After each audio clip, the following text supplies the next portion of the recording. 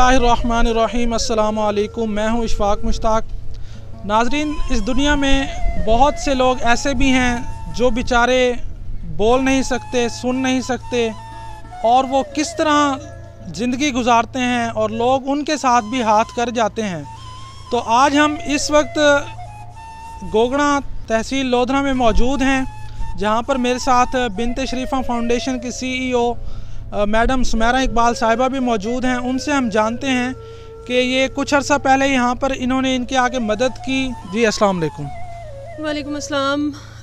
बिनते शरीफा development organisation Bahawalpur, Sumera Iqbal आपकी खिदमत में हाजिर है। एक्चुअली हम लोग लास्ट जो ईद उल फितर थी तब हम लोग आए थे यहाँ पे रमज़ान से 25वें रोज़े को।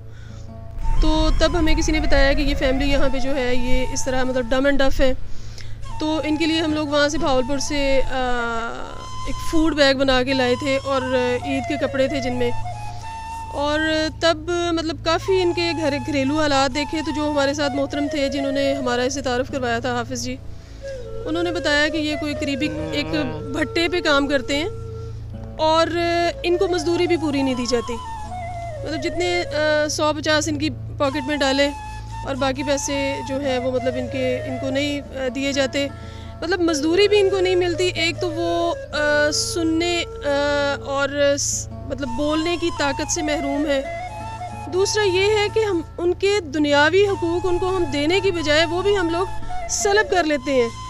तो ये मेरी अभी मैं इन लोगों को यहाँ पे ये हैंड पंप ये लगा हुआ था लास्ट ईयर, तो इसको सही करवाने के लिए सोचा था कि इसको न्यू लगवा देते हैं, लेकिन ये कुछ अर्सा पहले हम लोगों ने इसको ठीक करवाया था और माशाल्लाह से अब ठीक काम कर रहा है ये।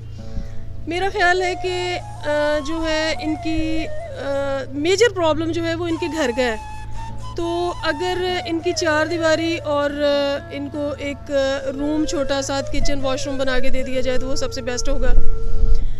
और एक मेरी आप लोगों से रिक्वेस्ट है कि वल्लाह ये आप लोग सोचते हैं कि किसी बेगुनाह का हक मार के आप लोग दुनिया में अपनी पॉकेट तो है वो उसको तर कर लेंगे, लेकिन कभी सोचिए कि आखिरत में आपका क्या बनेगा।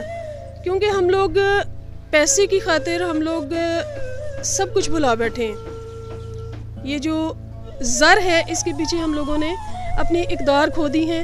यही चीज़ें हमारी गैर मुस्लिम ले गए हैं और हमारे पास उनकी जो छोड़ी हुई चीज़ें हैं वो आ चुकी हैं।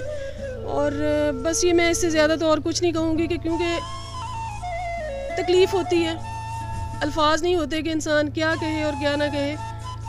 जी नाज़रीन, इनके 4 घर के अफराद हैं और चारों ही बोल नहीं सकते, और इनका जो मेन प्रॉब्लम है इस वक्त ये एक कमरे में अपनी ज़िंदगी गुजार रहे हैं, जिसमें इनका खाना पकाना, सोना बिछोना सब कुछ एक ही कमरे में है। और ये हमारे सामने 2 अफराद तो मौजूद हैं जो कि मेल अफराद हैं, दोनों नहीं बोल सकते। इसके अलावा इनकी एक वाइफ हैं और एक इनकी वाइफ हैं जो कि बोल नहीं सकती।